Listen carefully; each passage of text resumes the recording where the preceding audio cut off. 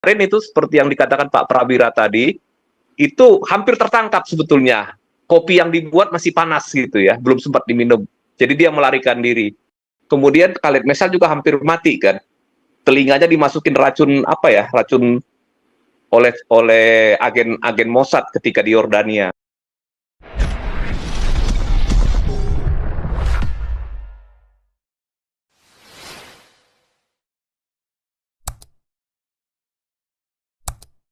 Pak Paul, silakan dilanjutkan Ya, kalau ada yang mau diskusi.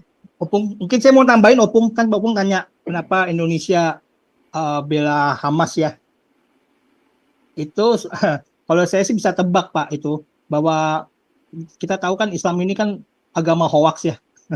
Agama hoax. Jadi gimana supaya dia mempertahankan ya kan mempertahankan diri ya dengan itu playing victim di sana umat Islam di Gaza dibantai misalnya dia bikin gitu jadi main playing victim kok nggak ini gak agama hoax agama yang menyebarkan kejahatan kok gitu loh tapi dia di sini kenapa bela sana karena playing victim Pak lalu baga-baga wah sana tuh dibantai gitu jadi supaya tidak lari apa umatnya gitu ya itu pertama terus yang kedua yang kita lihat situasi yang hari ini ya kemarin kan ada hari suci ya hari suci dari siapa hari sucinya Israel ya nah itu saya lihat kan si Ben Gvir tuh yang menteri urusan polisinya kan bersama berapa ribu tuh ya masuk ke dalam Mount Temple ya jadi dia mau kasih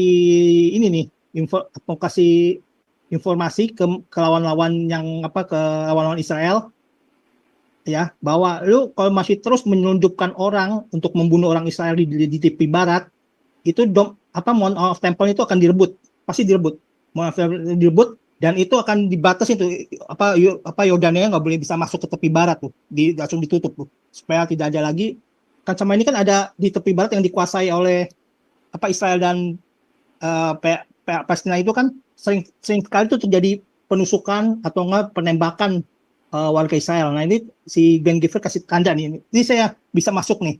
Kalau lu masih terus nyusupin bunuh-bunuh Israel di dalam tepi barat itu, saya akan kuasai Mount Temple dan akan disekat perbatasan tuh. Nggak boleh ada lagi orang-orang masuk ke dalam ini, gitu loh. Ke tepi barat gitu. Kalau nggak terus-terusan kan, jadi kan itu membuat kecemasan kan, membuat kecemasan dan kepanikan ya kan karena ulah-ulah dari orang Palestina ini ya, orang-orang dari luar Palestina juga kan yang ikut ininya. Itu yang kedua. Terus yang ketiga, Pastor Paul, itu orang Indonesia 8 orang masuk itu loh, ke rumah sakit Indonesia di Gaza loh Pak. Bisa masuk gitu ya. Itu berarti rumah sakit Indonesia di Gaza beroperasi lagi tuh. Karena dia kalau lihat di sini ya, atau bohong apa enggak ya. Media-media kan dikasih lihat tuh foto-foto rumah sakit Indonesia di Gaza gitu loh. Gitu. Kok bisa masuk gitu. Itu kan berbahaya sekali gitu loh. Itu teroris pasti itu. Saya biarpun berbagai semua jadi ininya. Jadi harus waspada tuh yang Israel di sana tuh yang di Jalur Gaza tuh oleh 8 orang Indonesia yang masuk ke rumah sakit Pak, Indonesia. sebentar Pak, satu-satu dulu Pak. Mau saya jawab atau gimana? Gitu atau Bapak mau ngomong terus? Iya. Jadi tiga hal itu sih Pak Opung. Oke, makasih. Ya lanjut Ambung. Iya, jadi begini, itu kan masalah Temple Mount. Sebenarnya itu kan perjanjian Israel dengan Yordania pasca perang 6 hari bahwa Israel akan menyerahkan pengelolaan itu kepada wakaf Yordania. Sebetulnya kalau pada waktu itu Israel mau merebut itu sih bisa saja, ya, mau merebut Temple Mount bisa saja sama dengan Erdogan membuat Hagia Sophia menjadi masjid gitu ya, bisa aja kenapa nggak bisa gitu kan? Sana bisa kenapa sini nggak bisa? Ya bisa aja gitu. Kemudian kalau kita lihat latar belakang sejarahnya, Temple Mount itu kan kalau kita lihat sejarahnya itu dibangun kan sesudah masuknya ini Khalifah Umar bin Khattab. Ketika Khalifah Umar bin Khattab berkuasa kan sang Nabi sudah meninggal. Artinya ya bagaimana gitu. Katanya kan kalau menurut kisahnya kan dari situ naik ke langit ketujuh dari Masjidil Aqsa. Tetapi Masjidil Aqsa-nya baru dibangun sudah berapa puluh tahun kemudian. Nah ini sebenarnya fakta-fakta sejarah yang sebetulnya masih bisa dipertanyakan gitu ya.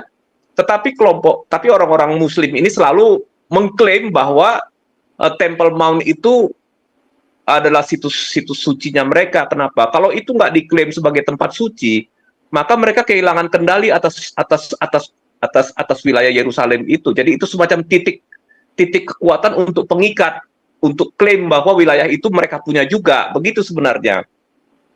Ya kalau kita lihat misalkan sekarang ini ada yang masuk Ben Gvir sama itu, ya memang mereka punya hak untuk masuk kok sebetulnya. Karena kalau kita lihat penggalian-penggalian arkeologis, jelas itu bekas kuil suci kuil yang kedua. Karena kan ini kan kuil yang ketiga kan belum dibangun. Yang pertama, kedua, yang kedua dihancurkan ya sama Romawi. Nah ini kan yang ketiga, ini kan belum. Nah ini yang sekarang ini sebetulnya Israel sudah sangat berbaik hati. Dia hanya cukup berkumpul di tepi barat, di ini ya, tembok barat gitu. Nah jadi ya kembali lagi, kalau misalnya ini kebetulan ini kan hari sucinya tentang ini kan, pemusnahan kuil yang kedua ini, memang momentumnya tepat gitu. Nah kita lihat apakah ini akan membuat situasi menjadi semakin memanas atau bereskalasi. Ya kita lihatlah bagaimana gitu. Tetapi ada beberapa alternatif.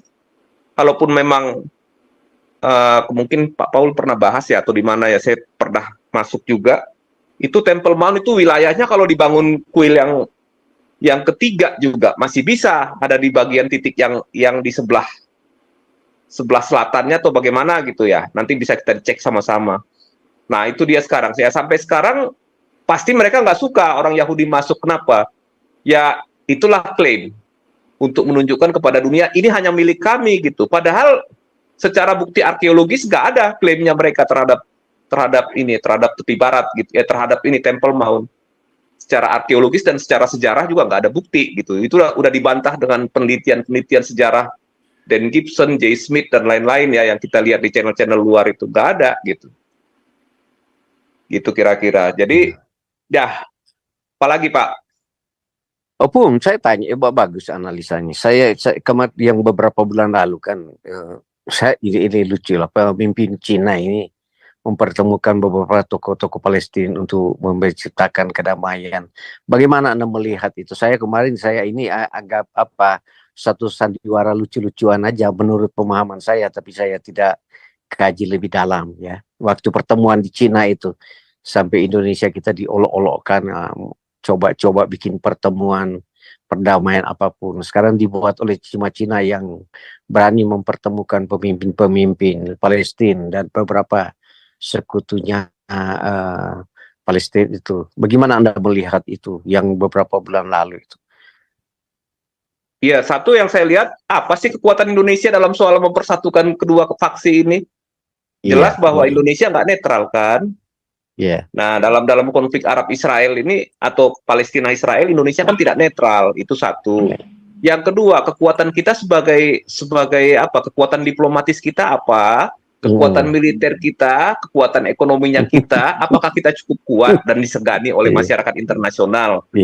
Nah, di situ ya tentunya kita kalah dong pengaruhnya sama Cina, Pak Teddy gitu. Kalahlah kita sama Cina ya. Jujur aja, apalagi model diplomasi modelnya Retno yang sukanya ngutukin Israel gitu kan, mana mungkin mereka mau ini gitu ya. Nah, dia kan hanya membuat suatu kebijakan politik luar negeri untuk konsumsi kelompok-kelompok radikal di dalam negeri ini kan gitu kan. Pokoknya memuaskan kemauan orang-orang yang benci Israel dan yang antisemitik gitu. Nah, kemudian yang perlu kita lihat ya, kalau Cina kan pintar dia ngelihat peluang. Kalaupun nanti perang ini selesai,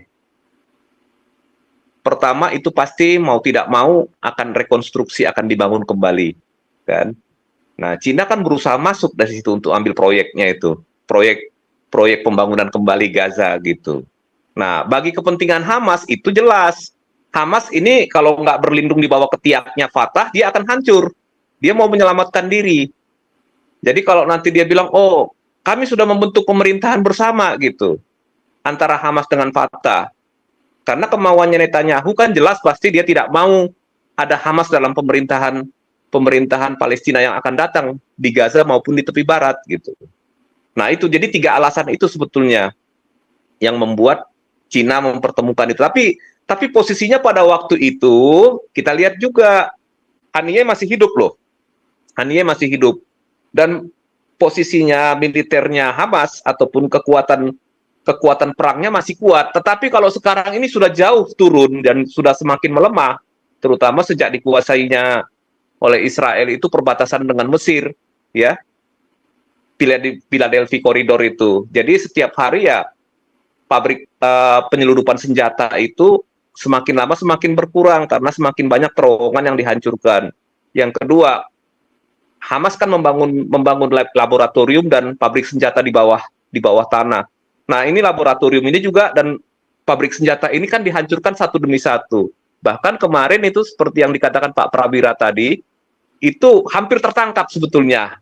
Kopi yang dibuat masih panas gitu ya, belum sempat diminum. Jadi dia melarikan diri. Nah, yang jadi persoalan kan sekarang begini, pasti Yahya Sinwar itu akan ya dilindungi ataupun dipasang sandera-sandera yang masih hidup, mungkin nggak banyak lagi ya, kalau menurut saya sih kecil kemungkinan masih hidup, banyak itu ya di antara 120 sandera yang tersisa. Katanya sih sekitar 40 lebih sudah tewas gitu, jadi mungkin sekitar 60-an atau 50-an masih hidup aja sudah bagus gitu. Itu pasti akan ada di sekitar pergerakannya Yahya Sinwar untuk sebagai apa? Sebagai tameng hidup. Sandera ini dijadikan oleh Yahya Sinwar ini sebagai tameng atau perisai hidup supaya dia tidak disergap oleh tentara Israel. Jadi Israel sekarang sudah sangat ahli dalam pertempuran bawah tanah, dalam pertempuran terowongan. Cukup banyak dapat ilmu dan pengalaman juga selama 8 bulan pertempuran ini ya. Nah itu jadi kita lihat dulu. Tapi orang-orang mengatakan bahwa kalau Yahya Sinwar yang jadi pemimpin biro politiknya Hamas, maka Hamas akan lebih kuat daripada dan lebih kejam daripada Haniyeh. Justru salah kalau menurut saya. Yahya Sinwar tidak punya kemampuan lobby politik dengan negara-negara di luar ataupun ke organisasi-organisasi internasional. Itu Yahya Sinwar tidak punya jalur, tidak punya kekuatan. Tapi Yahya Sinwar kita tahu dia memang seorang ahli strategi yang jago ya, terutama dalam perang psikologis. Ya dia bisa membuat seluruh dunia ikut mengutukin Israel, terutama anak-anak kampus di Amerika dan para politisi-politisi di Barat gitu ya. Terlepas itu ada dana bantuan dari Qatar, dia juga bisa mempengaruhi organisasi-organisasi internasional untuk kondem Israel, PBB, Mahkamah Internasional, Mahkamah Kriminal, itu ikut menyalahkan Israel. Kenapa? Disinilah kelebihannya, lobbynya ataupun pendekatannya dari Ismail Haniyeh. Sekarang Ismail Haniyeh sudah tewas. Tentunya kemampuan lobby internasionalnya Hamas itu sudah turun drastis ya. Kerugian sekali bagi Hamas itu kehilangan Ismail Haniyeh, sangat rugi. Buktinya sampai sekarang dia nggak berani lagi menunjuk Khalid Mesal kan, karena Khalid Mesal sebelumnya ini kan di biro politik, tetapi Khalid Mesal kurang bisa melobi dan kemudian Khalid Mesal juga hampir mati kan. Telinganya dimasukin racun oleh agen Mossad ketika di Yordania. Tapi akhirnya diberikan penawar racunnya karena permintaan pemerintah Yordan.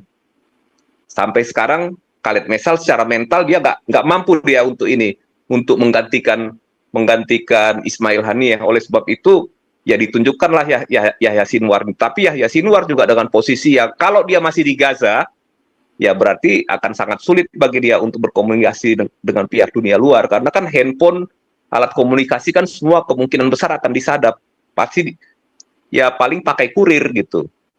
Kecuali Yahya Sinwar sudah berada di Mesir lewat terowongan yang ada sudah sempat melarikan diri sebelumnya, ataupun sandera sudah dibawa ke Sinai atau ke Mesir. Nah, tetapi ini nanti akan menjadi masalah kalau terbukti bahwa sandera itu dibawa kabur oleh Hamas ke Mesir. Ini akan jadi masalah nanti buat Mesir gitu. Dia akan dianggap bersekongkol dengan Hamas melakukan serangan di tanggal 7 Oktober yang lalu. Sekarang pokoknya dari Palestina maupun Hamas itu fakta-fakta kejadian di tanggal 7 Oktober itu harus ditutupin dengan cara bagaimana? Dengan cara propaganda bahwa Israel membunuh wanita dan anak-anak, membunuh warga sipil. Walaupun korban yang sampai 40.000 itu sebenarnya nggak terkonfirmasi datanya. Belum bisa dipastikan bahwa itu benar atau hoax gitu. Kira-kira begitu Pak Teddy. Ini ada Ibu Dora lagi, silakan Bu Dora.